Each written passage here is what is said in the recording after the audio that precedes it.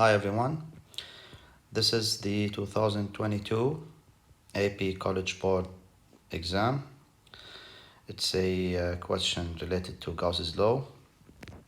So the question is the following. We have a non-conducting sphere of uniform volume charge density.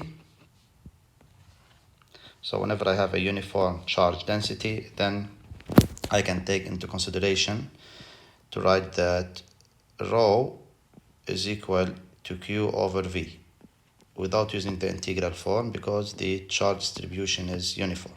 That's the first thing.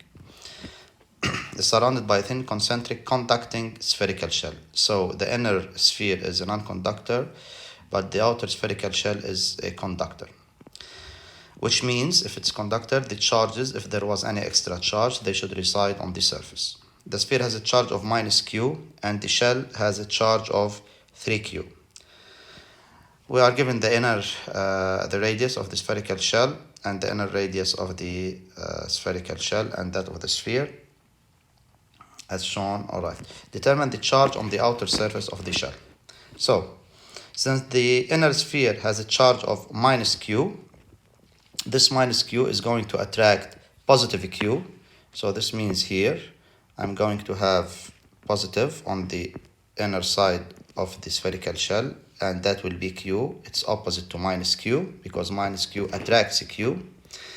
And since the total charge is 3Q, so we write here Qn is equal to Q. And the Q on the outer surface of the spherical shell, Q out, is going to be the Q net or Q total, Q net, minus the Qn,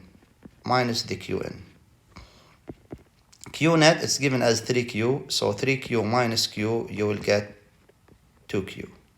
So that's the charge on the outer surface, and that's the charge on the inner surface, which means I also have a positive charge outside on the outer surface. And the value of that charge is again 2Q. You can check if you add 2Q and Q, you will get 3Q. Part B, using Gauss's law, derive an expression for the electric field distance r from the center of the sphere for r smaller than r. So inside that spherical, inside that non-conducting sphere, we need to find the electric field. So first we apply Gauss's law, the closed integral of E dot dA. Because of symmetry, you can remove the vectors from E and dA. That will be Q inside or enclosed over E0.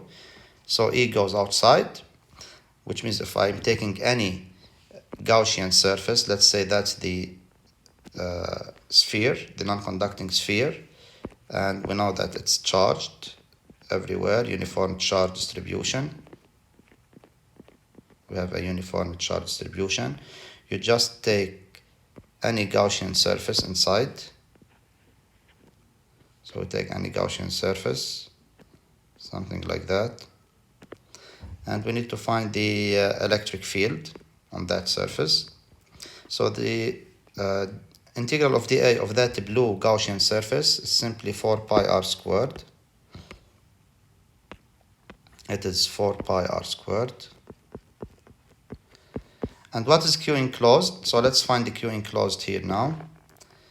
We know that Q enclosed because the charge distribution is uniform, so Q enclosed is equal to rho times the volume of this Gaussian surface, volume enclosed. The rho, it's the total charge Q of the sphere, and that charge is basically negative, all right, so minus Q, over the volume of that sphere, which is 4 over 3 pi capital R, or what's the name of the radius? It is, capital R cubed. That's the radius of the non-conducting sphere. Multiplied by V enclosed, it's V of the blue color, which is 4 over 3 pi small r cubed. So we cancel now the similar terms, 4 over 3 pi, 4 over 3 pi. Then Q enclosed will be, let's write it here. So Q enclosed is going to be this Q total or minus Q total multiplied by R cubed over R cubed, which is negative. for sure. So we write here, it's minus Q multiplied by R cubed over capital R cubed E0. So we cross multiply, then E will become minus Q R, because R squared here and R cubed cancels, remains R, over 4 pi E0 R cubed. The minus sign that we got for the electric field simply means that it's directed inwards, not outwards, inwards. So you can just remove the minus sign and you can say inwards here. So the magnitude is QR over 4 pi epsilon 0 R cubed, and the direction is inwards. And we have seen this result before, which is QR over R cubed. So the relation between E and small r is a linear relation. The magnitude, part C, the magnitude of the electric field R at R is 80 newtons. What's the field at R equal to R?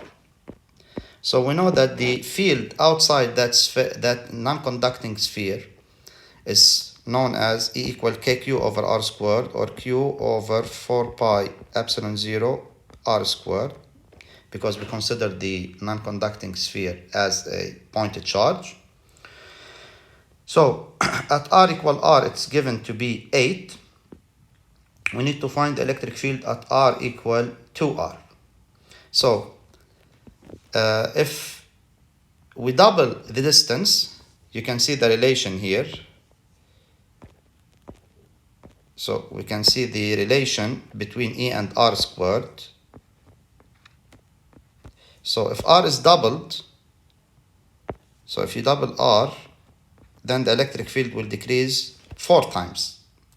Which means, since here I have 2R, it's double of that R, so the electric field at 2R is going to be 8 divided by 4. So it's going to be 2 newtons per coulomb. 2 newtons per coulomb. Because the relation between E and R, it's inversely proportional to R squared. So if you multiply R by 2, 2 squared becomes 4, so it will decrease 4 times. Derive an expression for the absolute value of the potential difference between the outer surface of the sphere and the inner surface of the shell. Okay, so we need to find the potential difference, delta V, okay, between the outer surface of the sphere and the inner surface of the shell. So this delta V, it's minus the integral of E dot dr, because E is along the radial direction. From where to where? From initial to final. Initial from R, which is the outer surface of the sphere, and the inner surface of the shell, which is 4R. So what's that electric field? That electric field, it's directed inwards because, again, the charge is negative, and it's equal to minus Q over 4 pi E0 R squared dr minus from R to 4R. Okay, so minus and minus will cancel. We take the constant outside, so it's gonna be Q over 4 pi E0, and the integral of 1 over R squared, it is minus 1 over R. So I'm gonna put the minus outside, and I'm gonna put the 1 over R here. This 1 over R goes from R to 4R, so let's substitute directly. So it's going to be 1 over 4R minus 1 over R. So delta V becomes,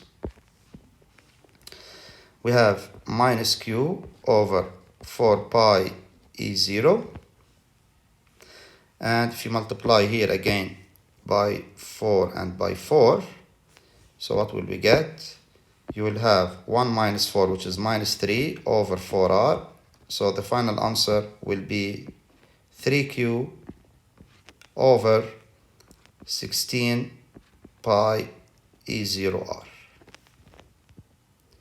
So that's the delta V. Even if you got a minus sign by mistake, that doesn't matter. You can just put it in absolute value, because they have asked for the absolute value of the potential difference, delta V. But we followed the sign convention correctly, and delta V, is going to be positive. It makes sense because if that's the sphere, the inner sphere, and we know that the charge is negative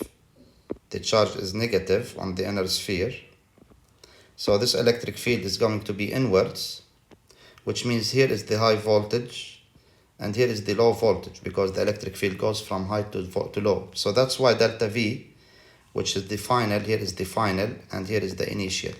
So that's why we got delta V to be positive, because delta V is V final minus V initial, high minus low. I think here, the charge should be negative. I didn't pay attention for that. So I should replace those charges by minus, because the sphere is negatively charged. Anyway, it doesn't matter. So here I have negative charge.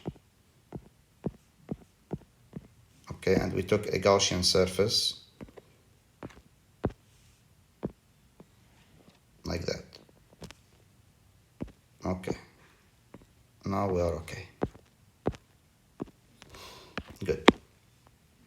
So that's the expression for delta V. On the following axes that include regions 1, 2, and 3, sketch a graph of the electric field E as a function of distance r from the center of the sphere. So, for r smaller than r inside the conductor, it is a linear relation, but again, we have to notice that the electric field here, it's gonna be inwards, because the charge is negative, so everywhere here the electric field is inward, like that. While as we go outside, the electric field is going to be outwards. That's the electric field is going to be outward. The reason is that the positive charge is bigger than the negative charge. We have 3q and minus q. So the net direction of the electric field will be away or outwards, while inside is gonna be inwards, because the non-conducting sphere is creating that electric field. So to differentiate between the directions, I'm gonna consider the inward electric field to draw it on the negative side, and the positive electric field to draw it on the positive side. So here the electric field is going to be linear, as we have seen, like that. That's the electric field. I drew it on the negative side because again it's negative, it's inwards. Between r and 4r, again it is inwards, but it is decreasing, right? It's decreasing, so it will be a curve going down. Okay, so it's gonna be a curve going down, something like that. Let me do something. Let me make it this one longer a little bit. And then it's gonna be a curve going down, something like that. So that's the second part between r and 4r, which is kq over r squared. So that's k minus kq, let me write, over r squared. And here it's kqr over r cubed. We have already found those values before. And outside,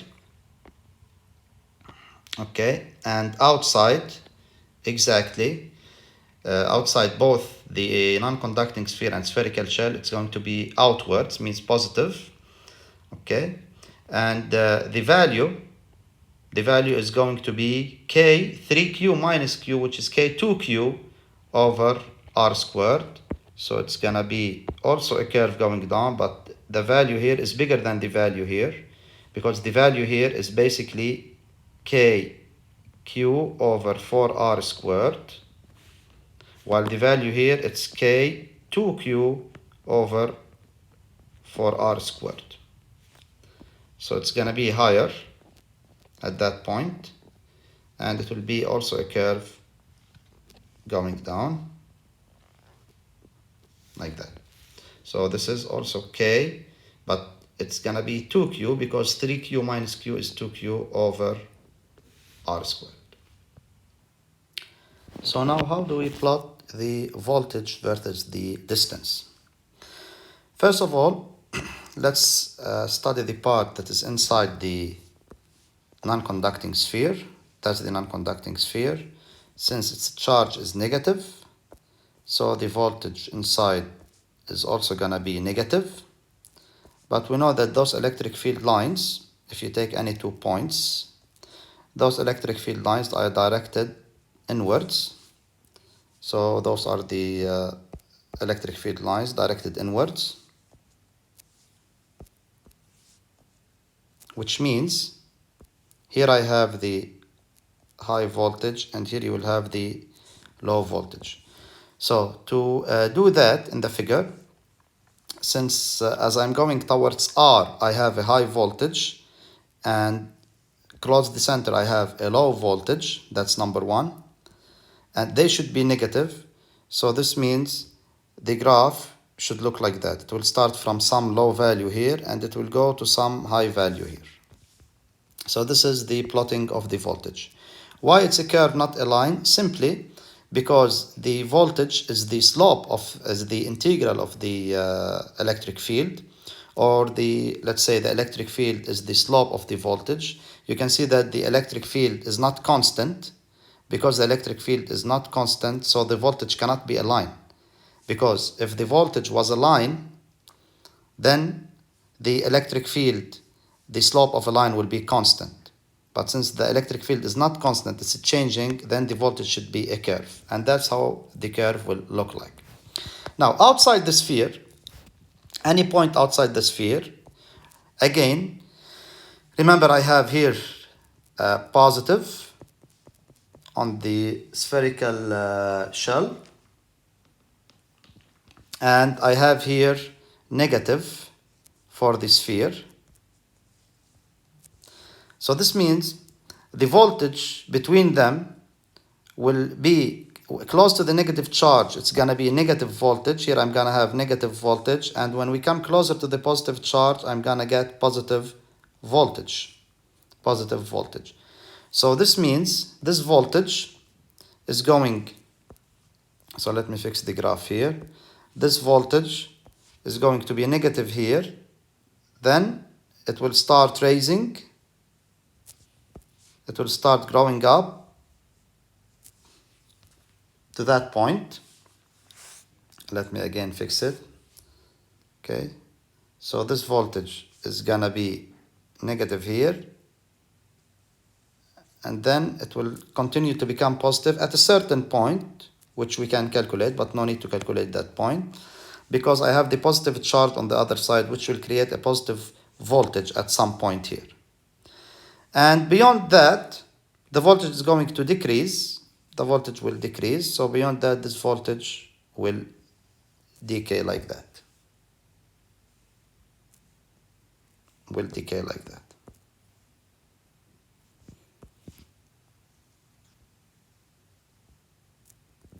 So that's how the voltage graph will look like.